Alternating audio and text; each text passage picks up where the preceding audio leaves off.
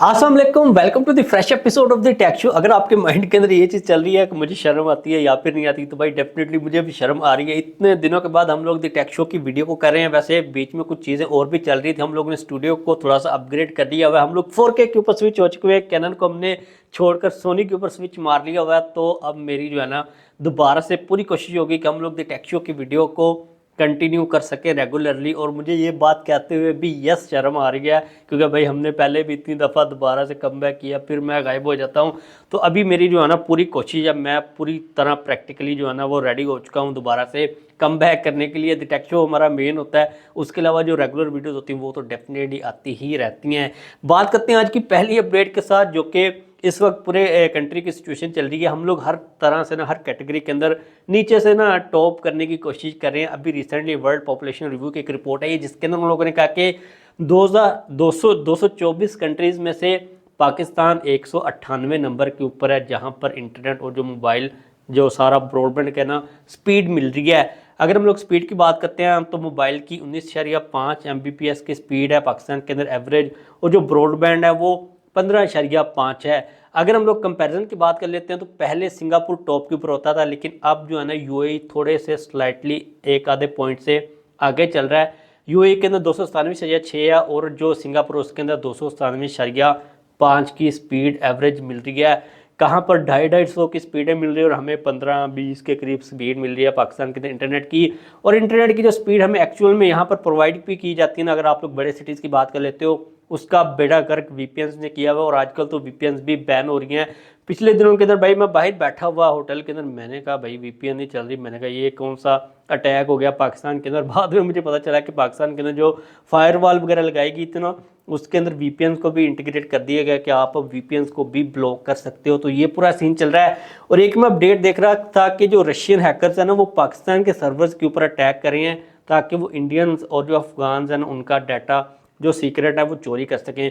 भाई बंदा मुझे तुम लोग बेवकूफ़ हो, सीधा सीधा इंडियंस के या फिर अफगानी सर्वर्स के ऊपर अटैक करो, लेकिन उनको लग रहा है कि पाकिस्तानी सर्वर्स के ऊपर अटैक करना थोड़ा सा आसान है, और इनके पास इंडियन से और अफगान से ज़्यादा डाटा पड़ा हुआ होगा। तो मेरे माइंड के अंदर ये चीज़ चल रही थी कि भाई हम लोग क्या मंदिर का घंटा कोई आके बजा कर चला जाता। तो बहुत ही नाजुक सूरत हाल पाकिस्तान के अंदर चल रही है चारों तरफ से ही। इसके बाद नेक्स्ट अपडेट भी इंटरनेट के बारे में है, जो कि वीपीएन के बारे में है। तो आपको पता है कि आजकल पाकिस्तान की जो गवर्नमेंट है ना उसका जो मेन फोकस वो ये है कि इंटरनेट को किस तरह कंट्रोल किया जाए। पाकिस्तान के अंदर इन लोगों ने जो फायरवॉल लगाए थे उसके बाद वीपीएन को भी काफ़ी हद तक इन लोगों ने हैंडल कर लिया हुआ है। ये वीपीएन को स्लो कर सकते हैं, कभी कभी वीपीएन तो वैसे ही काम करना बंद कर जाती हैं। तो उन्होंने ये कहा था कि आप वीपीएन को रजिस्टर करवाएं, जो वीपीएन पाकिस्तान के अंदर रजिस्टर होगी उसी को यूज़ किया जा सकेगा। तो अभी तक की लेटेस्ट अपडेट के अकॉर्डिंगली पीटी के पास तकरीबन 31,000 के करीब वीपीएन रजिस्टर हो चुके हैं, और आपने इन्हीं वीपीएन को यूज़ करना है जो कि पीटी के पास रजिस्टर हैं। और उन्होंने कहा कि आप लोग सिर्फ अपने मोबाइल के साथ किसी भी वीपीएन को रजिस्टर करवा सकते हो, ताकि आपको किसी किस्म का कोई भी मसला ना आए।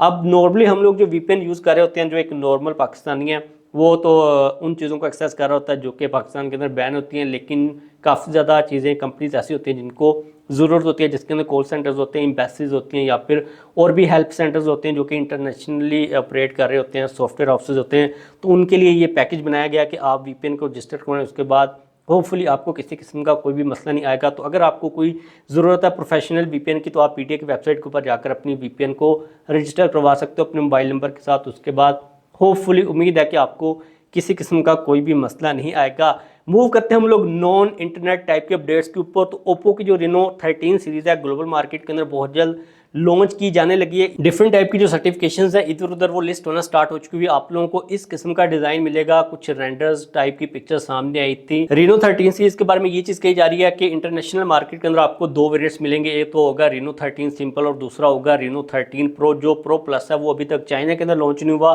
तो इंटरनेशनल मार्केट के अंदर भी लॉन्च नहीं होगा, क्योंकि जितने भी फोन्स होते हैं वो पहले चाइना के अंदर लॉन्च होते हैं, फिर ग्लोबल मार्केट के अंदर आ रहे होते हैं। और जो चाइनीज़ मार्केट होती है उसके अंदर ज़्यादा वेरिएंट्स होते हैं। तो एक वेरिएंट जो कि चाइनीज़ मार्केट के अंदर नहीं है वो इंटरनेशनल मार्केट के अंदर भी नहीं आएगा। और ये चीज़ कही जा रही है कि जो रेनो 13 सिंपल होगा उसके अंदर 5600 mAh की बैटरी के साथ 80 वाट की फास्ट चार्जिंग सपोर्ट होगी।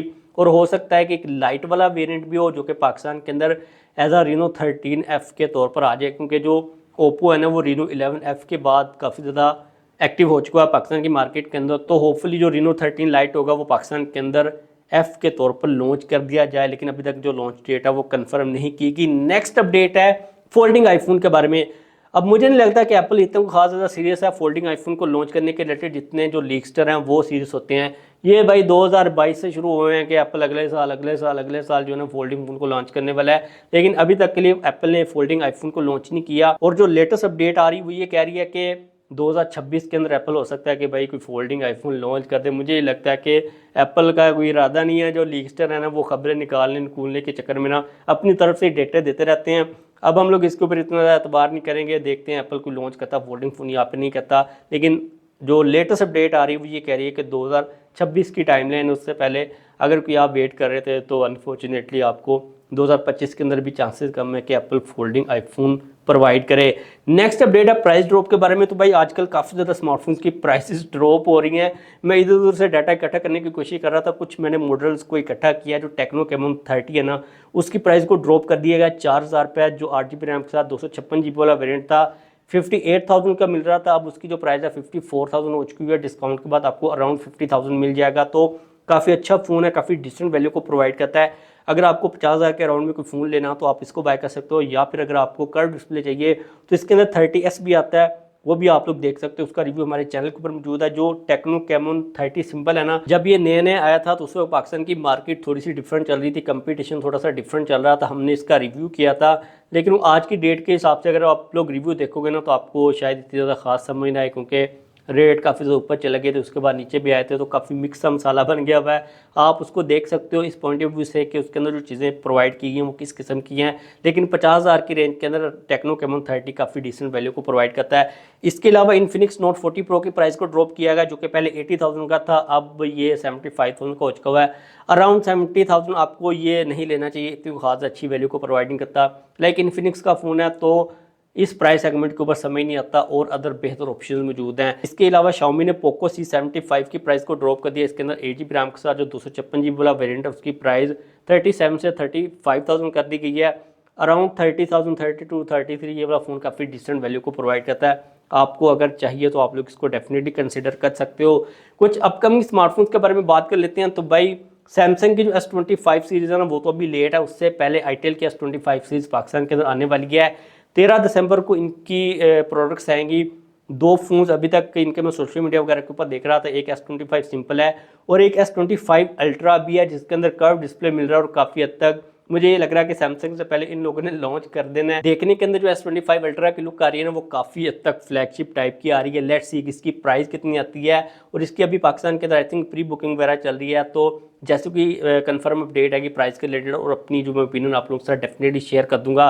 नेक्स्ट एक छोटी सी अपडेट है जो कि है रेडमी नोट 14 सीरीज़ के बारे में। तो इंडियन मार्केट के अंदर आई थिंक इसको लॉन्च कर दिया गया, ग्लोबल मार्केट के अंदर ये बहुत जल्द आने वाली है, और चांसेस हैं कि एक महीने के अंदर अंदर पाकिस्तान के अंदर भी इसको लॉन्च कर दिया जाए। तो अगर आप रेडमी नोट 14 सीरीज़ का वेट कर रहे थे तो आप थोड़ा सा मज़ीद वेट करें।